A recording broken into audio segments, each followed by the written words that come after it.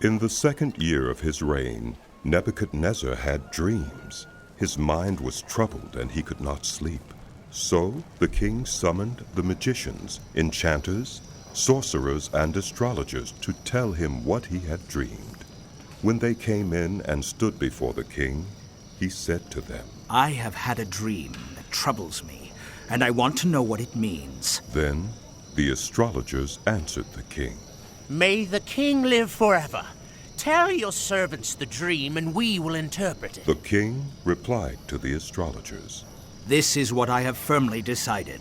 If you do not tell me what my dream was and interpret it, I will have you cut into pieces and your houses turned into piles of rubble. But if you tell me the dream and explain it, you will receive from me gifts and rewards and great honor. So tell me the dream and interpret it for me. Once more they replied. Let the king tell his servants the dream, and we will interpret Then it. the king answered, I am certain that you are trying to gain time, because you realize that this is what I have firmly decided. If you do not tell me the dream, there is only one penalty for you. You have conspired to tell me misleading and wicked things, hoping the situation will change. So then, tell me the dream, and I will know that you can interpret it for me. The astrologers answered the king, There is no one on earth who can do what the king asks. No king, however great and mighty, has ever asked such a thing of any magician or enchanter or astrologer. What the king asks is too difficult. No one can reveal it to the king except the gods, and they do not live among humans. This made the king so angry and furious that he ordered the execution of all the wise men of Babylon. So the decree was issued to put the wise men to death, and men were sent to look for Daniel and his friends to put them to death. When Arioch, the commander of the king's guard, had gone out to put to death the wise men of Babylon, Daniel spoke to him with wisdom and tact. He asked the king's officer, Why did the king issue such a harsh decree? Arioch then explained the matter to Daniel. At this, If it please my lord, Daniel the king. went in to the king and asked for time so that he might interpret the dream for him. Give me time that I might interpret your dream. Then Daniel returned to his house and explained the matter to his friends Hananiah, Mishael, and Azariah. Ask God to help He us. urged them to Our plead very for lives mercy depend from on the it. God of heaven concerning this mystery, so that he and his friends might not be executed with the rest of the wise men of Babylon. During the night, the mystery was revealed to Daniel in a vision. Then Daniel praised the God of heaven and said, Praise be to the name of God forever and ever. Oh, wisdom and power are his. Oh, he changes times and seasons. He deposes kings and raises up others. He gives wisdom to the wise and knowledge to the discerning. He reveals deep and hidden things. He knows what lies in darkness, and light dwells with him. I thank and praise you, God of my ancestors. You have given me wisdom and power. You have made known to me what we asked of you. You have made known to us the dream of the king. Then Daniel went to Arioch, whom the king had appointed to execute the wise men of Babylon, and said to him, Do not execute the wise men of Babylon. Take me to the king, and I will interpret his dream for him.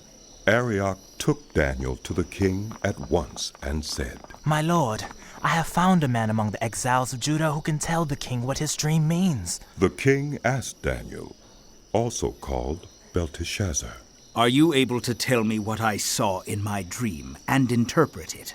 Daniel replied, My lord the king, no wise man, enchanter, magician, or diviner can explain to the king the mystery he has asked about, but there is a God in heaven who reveals mysteries.